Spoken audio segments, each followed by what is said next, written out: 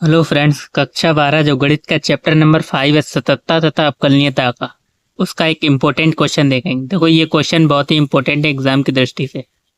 कई बार एग्जाम में पूछा गया है। तो इसको क्या करना है, यदि y बराबर a sin x plus b cos x है तो सिद्ध कीजिए D square by upon D X square plus by बराबर 0। तो ये हमें सिद्ध करना है। तो देखो, अगर आप प्रॉपर एग्जाम में लिखेंगे तो कैसे लिखेंगे, सबसे पहले आप डालेंगे हल। दिया है आपको, क्या दिया है, y बराबर a sign X plus b cos x. तो इसको हमने समीकरण नंबर 1 मान लिया। अब क्या करेंगे, समीकरण 1 का आप x के सापेक्ष अवकलन करेंगे। तो समीकरण 1 का जब x के सापेक्ष अवकलन करेंगे तो आपको मालूम है y का क्या हो जाएगा, dy अपॉन डी एक्स। और d अपॉन डी एक्स ये पूरा इस ब्रैकेट में लिख देंगे, ठीक। अब इधर तो dy अपॉन डी एक्स चल ही रहा है, ए कांस्टेंट है तो उसका तो अवकलन होना नहीं है। इसको बाहर लिखो, डी अपॉन डी एक्स किसका होगा, साइन एक्स का होगा, प्लस बी कांस्टेंट है तो डी अपॉन डी एक्स का होगा, कॉस एक्स का। अब आपको फार्मूले अगर याद हैं तो आप आसानी से कर सकते हैं। साइन एक्स का होता है कॉस एक्स और कॉस एक्स का होता है माइनस के साइन एक्स, इसलिए यहाँ पे जो प्लस था वो माइनस हो गया, प्लस वाला माइनस हो गया, क्योंकि कॉस एक्स का क्या होता है, माइनस के साइन एक्स। इसको माना हमने समीकरण नंबर 2। अच्छा, समीकरण नंबर 2 क्यों माना है, क्योंकि हमें यहाँ पे क्या लाना है, D square by upon D X square लाना है। तो हम पहले बात तो इसका 2 बार अवकलन करें, अभी एक ही बार हुआ है, तो इसको हमने समीकरण नंबर 2 माना। अब लिखा है समीकरण 2 का एक्स के सापेक्ष अवकलन करने पर।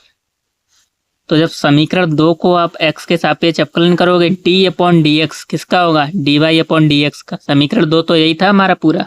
देखो, ये हमारा क्या था, समीकरण नंबर 2। इसका जब हमने x के सापेक्ष अवकलन किया तो d अपॉन डी एक्स इसका होगा इधर वाले का, क्योंकि दोनों ओर होगा तो इसका हो जाएगा, और d अपॉन डी एक्स इसका भी होगा इधर वाले का।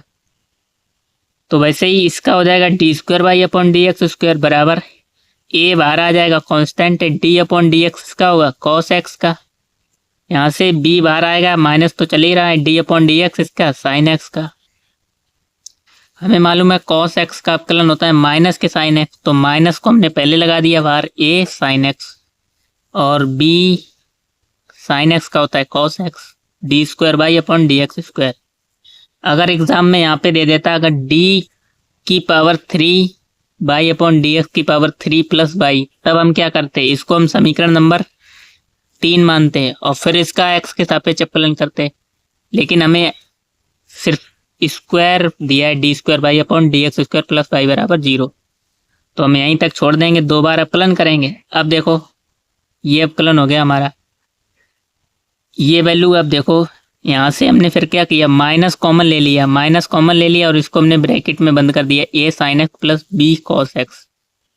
अच्छा, A sine X plus B cos X, ध्यान से देखना, इसको हमने क्या माना था, समीकरण number 1, A sine X plus B cos X. समीकरण नंबर 1 इसी माना था और यहाँ पे यही मिल रहा है, A sine X plus B cos X. ये माइनस को नहीं देखना, माइनस लिखा उससे क्या लेने था, इतना तो हमें मिल ही रहा है। और इसको हमने बाई के बराबर माना था, बाई बराबर, तो इसकी जगह हम बाई लिख सकते हैं। बाई लिख लिया हमने, लिखा समीकरण 1 से इसको बाई लिख सकते हैं, और माइनस लगा तो माइनस लगा दिया है, ठीक। अब D square by upon D X square इधर तो हमारा चल ही रहा था, माइनस के बाई। तो माइनस का जो माइनस का नंबर होता है, जब आप बराबर के इधर लेके आते हो तो वो क्या हो जाता है, प्लस का हो जाता है, D square by upon D X square plus by बराबर 0। यही तो हमें सिद्ध करना था,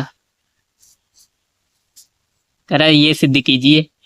ये हमें दिया था बाई बराबर साइन ए एक्स, तो यही तो आ गया, ठीक।